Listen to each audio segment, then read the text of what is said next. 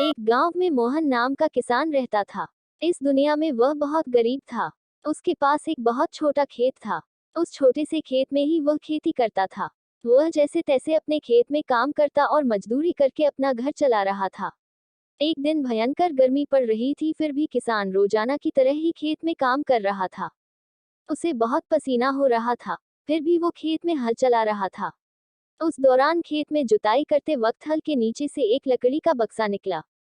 उस किसान ने धीरे से बक्स को निकाला। वह कुछ समझ नहीं पाया कि इस बक्से में क्या है।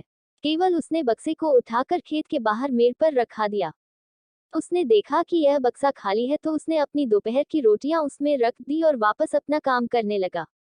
थोड़ी देर बाद दोपहर में जब खाना खाने आया तो उसने देखा कि बक्से में बहुत सारी रोटियां थी। उस किसान को बहुत आश्चर्य हुआ। किसान ने सोचा कि ये तो जादुई बक्सा है। उसमें जो भी चीज डालो वह कई गुना हो जाती है। जो भी वस्तु उस बक्से में डाल रहे थे वह कई गुना हो रही थी। उसने दोपहर का भोजन किया और फिर हल चलाने लगा। जब शाम को घर आया तो बक्से को अपने साथ ले आया। आज वह किसान बहुत खुश था, क्योंकि उसे लग रहा था कि शायद अब उसकी गरीबी दूर हो सकती है। वह गरीब किसान एक धैर्य वाला व्यक्ति था। कभी भी उस बक्से से जरूरत से ज्यादा सामान नहीं लेता था। कुछ दिनों बाद उस बक्से के बारे में गांव के जमींदार को पता चला। वह जमींदार एक लालची व्यक्ति था। उसने सोचा, मेरे जमींदारी में किसी भी जादुई वस्तु पर तो मेरा अधिकार होगा। जमींदार के कहने पर उसके आदमी उस किसान को पकड़कर ले आए।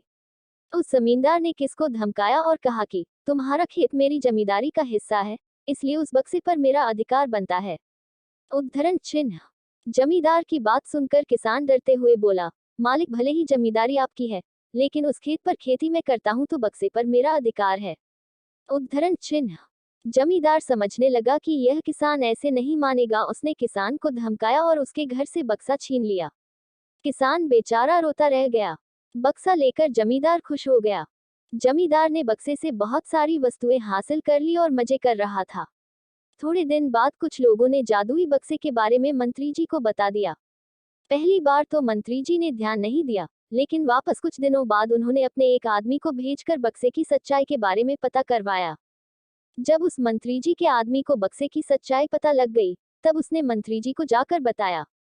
मंत्री जी ने तुरंत जमींदार को बुलाया और कहा, तुम्हारे पास जो बक्सा है वह तुरंत मुझे दे दो। जमींदार ने मंत्री जी से हाथ जोड़कर निवेदन किया कि कृपया बक्सा मेरे पास ही रहने दीजिए, उस पर मेरा अधिकार है। लेकिन मंत्री जी ने एक नहीं मानी और कहा कि यदि तुम मुझे नहीं दोगे तो मैं तुम्हारी जमींदारी समाप्त करवा दूंगा। जमींदार ने डरकर बक्सा सौंप दिया। उस बक्से को प्राप्त करने के बाद मंत्री और भी मस्त हो गया। अब तो विरोधियों को मंत्री की शिकायत करने का एक और अच्छा मौका मिल गया। विरोधियों ने मंत्री की शिकायत के साथ साथ बक्से की बात भी राजा को बता दी।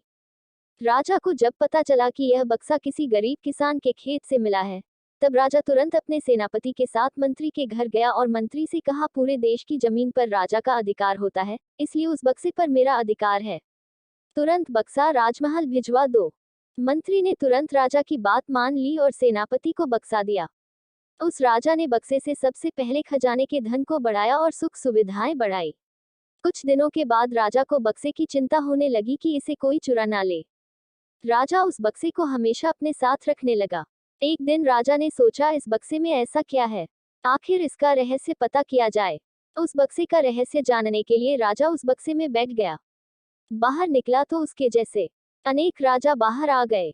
लोग नहीं पहचान पा रहे थे कि असली राजा कौन है। सभी राजा राज्य करने के लिए आपस में लड़ने लगे। यह बात किसान